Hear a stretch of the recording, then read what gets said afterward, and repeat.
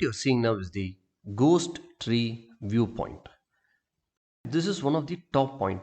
This tree what you see now is called as the ghost tree. This is a rare tree which grows on steepy slopes in India. You can find such trees here.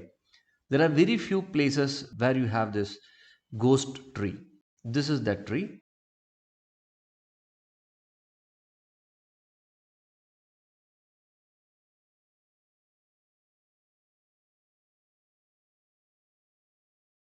From here, you can view the village. I'm trying to climb these steps. Here, you don't find properly formed steps, but there are rocks which are in the form of steps which are being used. This is one more cave on the top of the hill. Let us see what is there inside this particular cave. I don't see anything here. I think this could have been a place for meditation or something like that. They could have made a cave for meditation. Let us move ahead and see what else is there. This is the beautiful view of the village from the top point of this particular hill. Let us move further and see what else is there. You can see plenty of greenery here on the other side of the village. I'm going to climb further.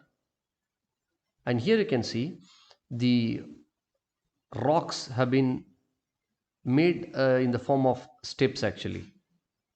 Some places you do find properly formed steps.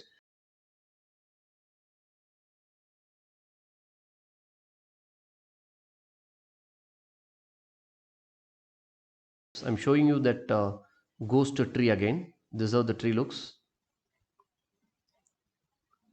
Let us move further and see what else is there. This is a properly formed track for climbing further. At some places, you can find some steps. Here it is a properly formed steps. You can see. Again, this is a rock. This is not a step actually. It is a combination of properly formed steps and rocks here and there. They are practically adapted to the structure of the mountain, I would say. It was not an easy task to climb this mountain actually. There are plenty of steps, and in between you get these kinds of rocks. These rocks are in the form of sediments, I would say, and these rocks have been used to build these steps.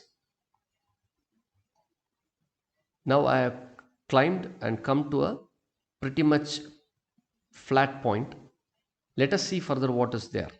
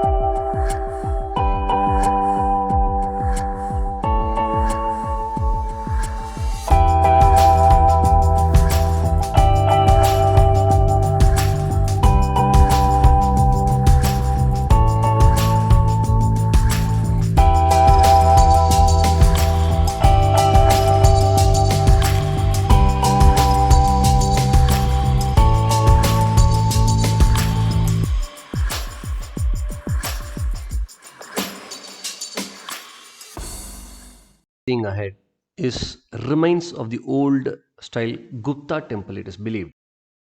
You can see that it has got a good basement. That is what is available now. And it is believed that it could have been a temple long back. This is what is said in this particular board. You can see the missing Gupta temple. and they have shown a picture as to how it could have been long back. And this is called as the clever little bee eater. This bird is so special to this particular area, and in addition to this, there are missing lion statues also. I'll show that later. This is the missing lion actually. You can see a pillar kind of thing which is available now. This is what is only available. That lion is not there now. You can see this. I'm going ahead and trying to see or climb above this plinth and see what is there. There are steps here, and this is what is believed to be the temple. This is kind of foundation what they believe for a temple. It could have been there, maybe it got destroyed or somebody demolished it, we don't know. And on the other side you can see small structures.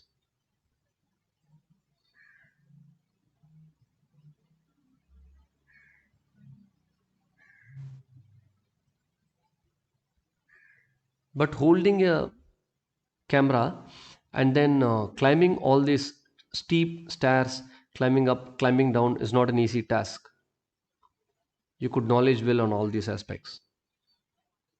It is practically bone dry, I would say. But still trees were growing there, which was quite surprising to me. You can see that plenty of trees are there and certain left out stones are there. The remains, I would say. From here also, you can have a beautiful view of the village on the other side. I'm just trying to climb down and show you. I'm climbing down. Now I come down. See how this place looks. Honestly, this was very calm actually, this place. Many people were not there at the time when I went. These are all the stones which are remaining now. This is absolutely a flat ground.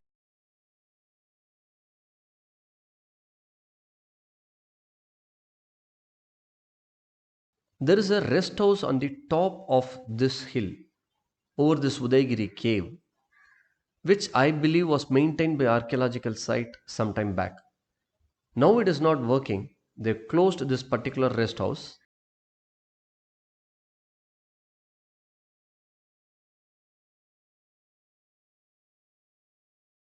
This is how the rest house looks from outside. Here they have placed a board. Here you can see it clearly says it's a rest house, Udaigiri caves. Let us see what is there inside this. Actually they have put a gate and closed it. I'll try to show you through the gaps inside these gates. This is how the guest house looks. Now it is in a very bad condition. I'm going to climb down now and see the other caves which are left. And from here there are steps actually, properly formed steps, but very steep steps. They have provided rails on both the sides so that people can hold and climb down. But climbing down with a camera was not that easy task, because the steps were also very steep. So you need to be extremely careful when you climb down these stairs. And particularly, you should be physically capable to climb up or climb down these stairs. And while going down, I saw many trees actually. You can also see there are many trees which are still green. With very little or scanty water, they are in a position to survive, which was quite surprising to me. And archaeological department has taken efforts to make it a better place by making all these steps. They encourage the visitors to come and visit this place, because this is where you'll come to know the history of our country. You get plenty of knowledge by visiting all these kinds of places. You'll come to know how technology has helped the country. But however, there are so many things in olden days which is quite surprising. We are going to enter cave number 20. They say there is an ancient kind of time measuring rock in this particular place.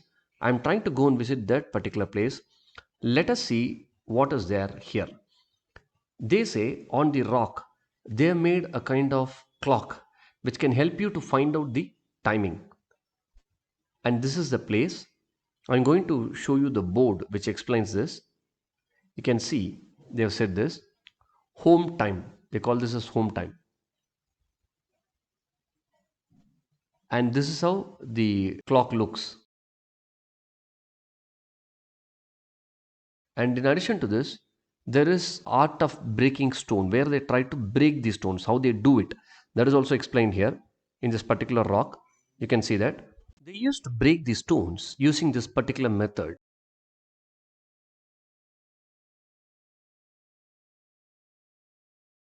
Stone clock, or a clock made in stone. This is the clock. If you watch it closely, you can see big straight hole and small lines. And in addition to this, there is a geographical thing which we need to know about this particular Udaigiri caves. The land was eroded due to the action of wind, water, and other aspects, and it created sedimentary rocks in the sea. Then, subsequently, due to the tectonic action, these particular sedimentary rocks came above the surface of water and they got framed into Vindhyachal mountains. This Udaigiri hillock is a part of that Vindhyachal mountain.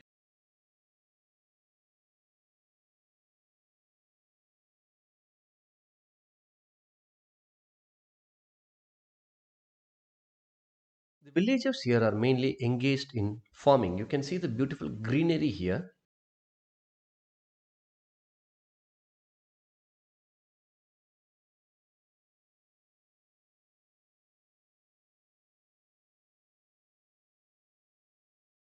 Now we are going to enter into the other cave.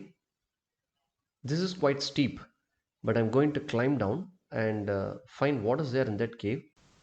This cave is actually called the Jain cave, and here it is believed that there was a saint called as Go Muni who was there, who was meditating in this place, I believe so.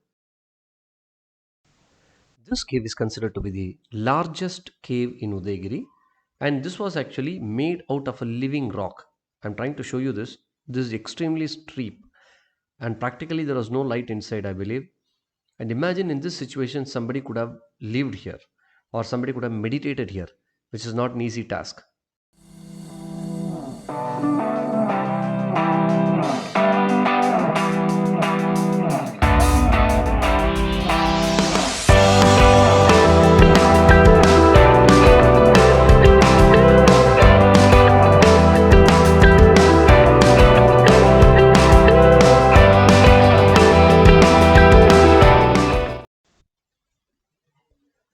You can see how steep these steps are.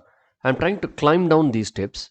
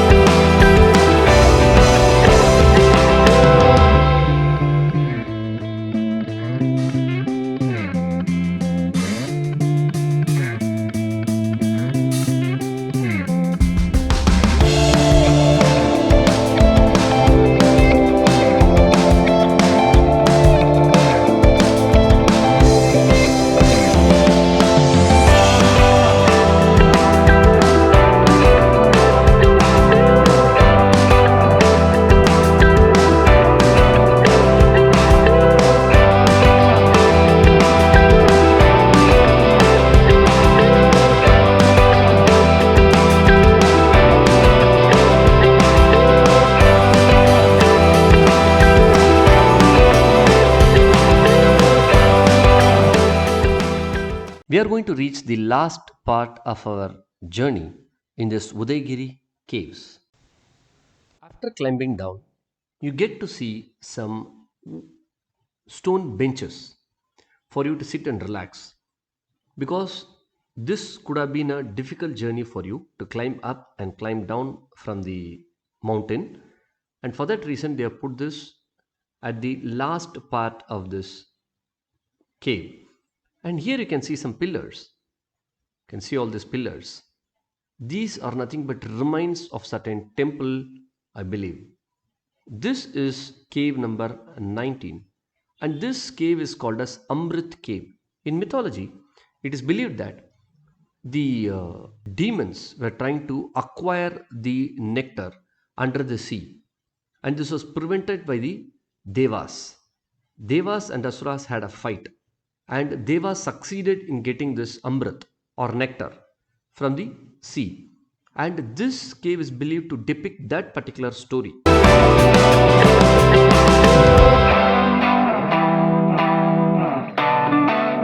Let us try to see what is there inside this particular cave. And here in the door jambs, you can see beautiful sculptures. They're beautifully sculpted, you can see.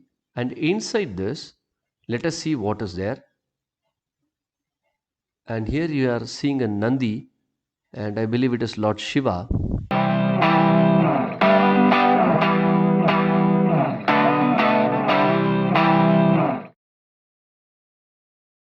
Here you can see Lord Shiva and Lord Nandi, statue of Lord Nandi and Lord Shiva.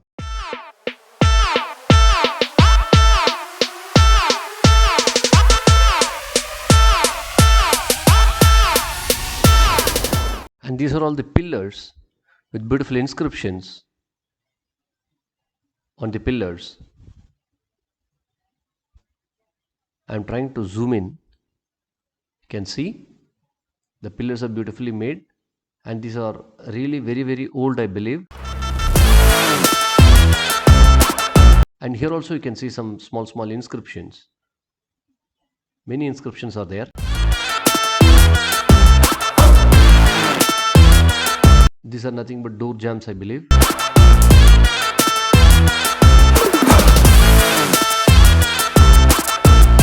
And here you can see the board which contains the details of this Udaigiri cave. This is nationally protected monument. According to this Udaigiri caves contains caves connected to Jainism as well as Hinduism.